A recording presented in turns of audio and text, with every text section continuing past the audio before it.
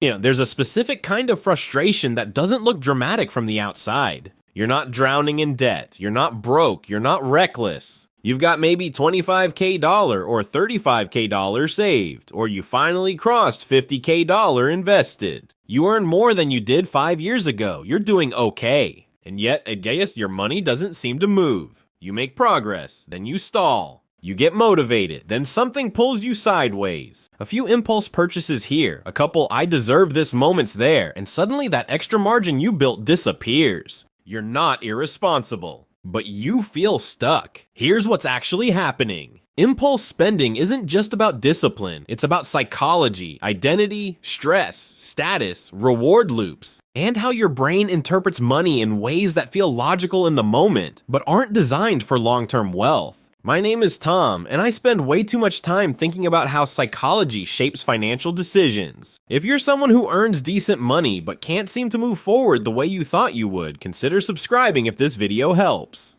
Let's break this down. Most people think impulse spending looks like maxing out a credit card on random junk, but that's not how it usually shows up. It's upgrading your phone when the old one works fine. It's booking the slightly nicer hotel. It's clicking add to cart at 11:30 p.m. after a stressful day because honestly, it feels good. It's small enough to justify, frequent enough to matter. And the real reason it happens has less to do with math and more to do with how your brain values now versus later. The human brain discounts the future aggressively. If I offered you $100 today or $110 in a year, most people take the $100. Rationally, that's a 10% return. Emotionally, a year feels far away, abstract, uncertain. But that same bias applies when you scroll through something you want. Your brain sees immediate dopamine, immediate identity reinforcement, immediate relief, and it compares that to some vague future version of you with more savings. The brain chooses now, not because you're bad with money,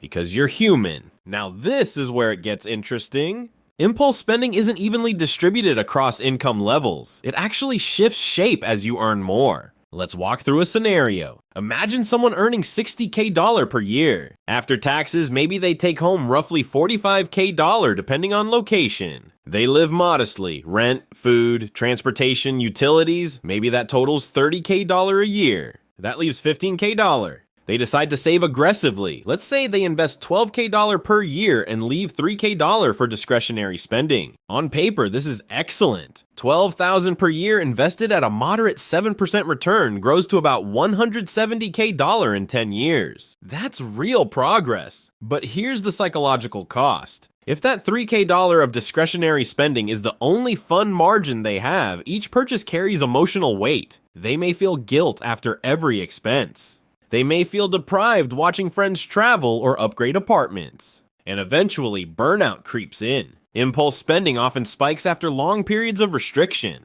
It's not random, it's rebound behavior. You clamp down hard for months. Then one weekend, you drop $1.5K on something you didn't plan for. It feels justified because you've been good. This is where common advice like just cut everything and invest the rest quietly fails. Because willpower isn't a permanent resource. Now let's contrast that with someone earning $120K per year. After taxes, maybe they take home $85K. Their fixed expenses might rise too. Nicer apartment, better car, more dining out, let's say $55K. That leaves $30K. On paper, this person has double the discretionary margin of the $60K earner. But here's the twist. Lifestyle inflation tends to expand to absorb perceived capacity. If they upgrade housing by $800 per month, that's $9.6K per year. If they finance a newer car at $600 per month, that's $7.2K per year. Add premium subscriptions, frequent travel, higher-end groceries. Suddenly that $30K margin shrinks to $8K. They still feel tight, even though they earn twice as much. Impulse spending at higher incomes often hides inside lifestyle upgrades that feel reasonable. No one says, I impulse bought a luxury apartment. They say, it's closer to work, it's safer, I deserve a nicer space. And sometimes that's true, but psychologically, we anchor to our current income. If you earn $120K, spending $300 on something feels smaller than when you earn $60K. even though $300 is still $300. This is called mental accounting. We treat money differently depending on where it came from and what mental bucket we assign it to. Bonus money, fun money. Tax refund, treat money. Raise, upgrade money. But your bank account doesn't care about categories, only totals. Now let's add a third scenario. A small business owner earning $150K in profit before tax. They could pay themselves the full amount and live comfortably. Or they could reinvest $50K back into the business. If reinvesting grows the business 20% per year, that $50K might generate an additional $10K the following year, and potentially more over time. But here's the psychological tension. Taking the $50K feels safe, it's tangible, it's money in the bank. Reinvesting feels uncertain, risky, delayed. Loss aversion kicks in. Studies in behavioral economics consistently show that losses hurt about twice as much as gains feel good. So the business owner thinks, what if I reinvest and it doesn't work, even if the expected outcome is positive? Impulse spending in this case might not look like buying gadgets. It might look like withdrawing profits early to upgrade lifestyle instead of compounding business value. It feels prudent, but it's often fear disguised as comfort. And this brings us to something most people don't talk about. Impulse spending isn't always about wanting more. Sometimes it's about wanting relief. According to data from the Federal Reserve, a significant portion of Americans report they would struggle to cover an unexpected $400 expense without borrowing or selling something. That kind of financial fragility creates chronic low-level stress, and stress reduces long-term thinking. When you're mentally overloaded, your brain defaults to short-term rewards. That $200 purchase isn't about the item. It's about mood regulation. Now I want to gently challenge another piece of common advice. You've probably heard, just invest and forget about it. That works mechanically, but psychologically it's incomplete. Because forgetting isn't how humans operate. If you invest $50K and the market drops 20%, you don't forget. You log in, you check, you feel something. Fear of losing progress is one of the strongest triggers for impulsive financial decisions. Sometimes that means panic selling.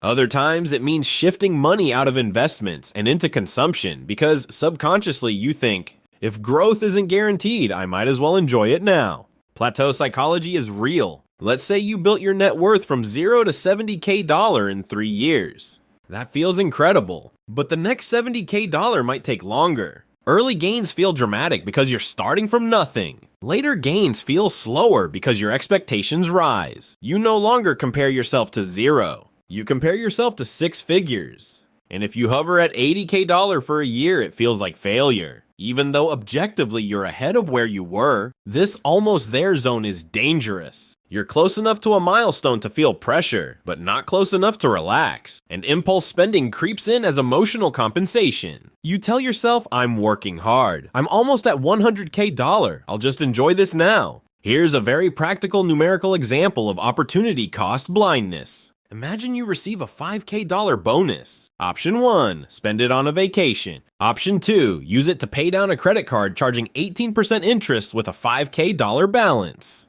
If you pay down the card, you avoid $900 in interest over the next year alone. If you only make minimum payments, that interest compounds further. So the $5K vacation effectively costs you $5K plus $900. But your brain doesn't calculate avoided interest as a reward. It calculates the vacation as pleasure. Avoided pain is invisible. That's why high-interest debt lingers for people who otherwise feel financially responsible. Another example, you're deciding between upgrading your car or investing the difference. Current car works fine. Upgrade increases your monthly payment by $500. That's $6K per year. Over 5 years, that's $30K in additional payments. If instead you invested $6K per year at 7% for 5 years, you'd have roughly $34K. So the decision isn't just about a nicer car. It's about choosing between a depreciating asset and a growing one. But here's the psychological trap. The car gives you daily sensory feedback. The investment gives you a quarterly statement. Humans are wired to respond to visible rewards, not spreadsheets. This is why advice like cut your coffee and you'll be rich feels insulting. Because small sacrifices without visible payoff feel meaningless. And technically, cutting $5 coffee daily saves about $1.8K per year. Invested at 7% for 20 years, that's roughly $75K. mathematically significant, emotionally distant. The issue isn't the coffee. It's that humans struggle to connect small daily choices to long-term identity. Impulse spending often fills identity gaps. If you see yourself as someone who works hard, you may unconsciously believe you should have visible rewards. If your friend group upgrades apartments and travels frequently, status pressure subtly shifts your baseline. Social comparison is powerful. Research consistently shows people evaluate their financial well-being relative to peers, not absolute numbers. If you earn $100K in a city where your social circle earns $200K, you feel behind. Impulse spending in that context becomes social camouflage. You don't want to look like the only one holding back. Now let's talk about income ceilings. Some people stall financially not because of spending, but because they anchor to a salary they've grown comfortable with. Imagine you earn $85K. You save $15K per year. You're steady. But you've been at that salary for 5 years. Inflation averages say 3% annually. Over 5 years, your purchasing power declines meaningfully. If your salary doesn't rise accordingly, you're effectively moving backward in real terms. Impulse spending can spike when people feel financially stagnant. It's a subtle protest. If I'm not moving ahead anyway, might as well enjoy what I have. But often the real solution isn't cutting spending further. It's increasing income, negotiating, upskilling, switching companies, starting a side venture. Yet that requires discomfort and risk. Impulse spending is easier than career reinvention. Now I want to explore something more subtle. Fear of losing progress. Let's say you built your investment portfolio to $150K. Markets are volatile. You remember 2008 or 2020. You've worked hard to get here, so you shift to cash. You feel safer. But cash might yield 2 or 3% while inflation runs higher. Over 10 years, that difference compounds dramatically. If $150K grows at 7% for 10 years, that's about $295K. At 3%, it's about $201K. That's a $94K difference. But psychologically, volatility feels like danger. Stability feels like intelligence. Impulse decisions here aren't flashy purchases. They're defensive moves that quietly limit growth. This is why financial plateaus aren't purely mathematical. They're emotional. You hit a number that feels meaningful, and your behavior shifts. Either you relax too much, or you become overly protective. Both can stall progress. So what do we actually do about impulse spending? First, we need to redefine it. Impulse spending isn't the enemy. Unexamined impulse spending is, before you buy something non-essential, pause. Not to judge yourself, but to identify which psychological trigger is active. Is this stress relief? Status signaling? Reward after deprivation? Fear of missing out? Boredom? You might relate to this. You've had a long week. You open an online store. You browse. You add items to your cart. You feel better before you even check out. That's dopamine responding to anticipation. One simple tactic is the 48-hour rule for non-essential purchases above a certain threshold, say $200. Not because you can't afford it, but because time weakens emotional intensity. Often the desire fades, and if it doesn't, you buy it intentionally. Another approach is pre-allocating guilt-free spending. If you earn $80K and can realistically invest $15K per year, don't aim for $25K if it causes burnout. Sustainable saving beats aggressive cycles. Let's run quick math. If you invest $15K per year at 7% for 20 years, that's about $615K. If you try to invest $25K but burn out and only sustain it for 5 years before dropping to zero, that's about $144K total value after those 5 years, plus whatever it grows to passively. Consistency matters more than intensity. Another reframing. Instead of asking, can I afford this? Ask, what am I trading for this?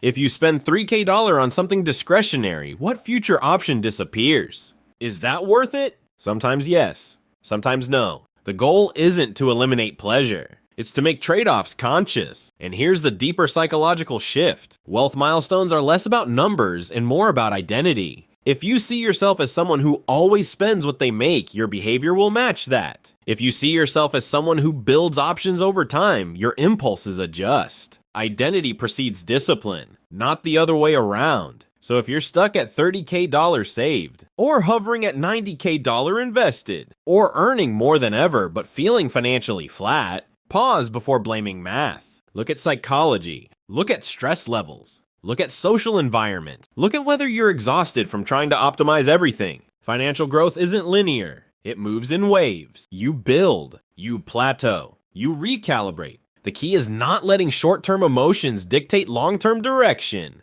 And remember this, impulse spending isn't proof you're bad with money. It's proof you're human. The difference between stagnation and progress is awareness. Awareness of why you're spending. Awareness of what you're avoiding. Awareness of what you actually want your future to look like. The milestone that matters isn't $100K or $500K. It's the moment you realize you're in control of your reactions, not just your income. If this resonated with you, let me know in the comments where you are financially right now. Are you building, plateauing, restarting? I read them. If you found this helpful, like the video so more people see it. And if you want more grounded, psychology-based conversations about money, subscribe. We'll keep this thoughtful and practical. I'll see you in the next one.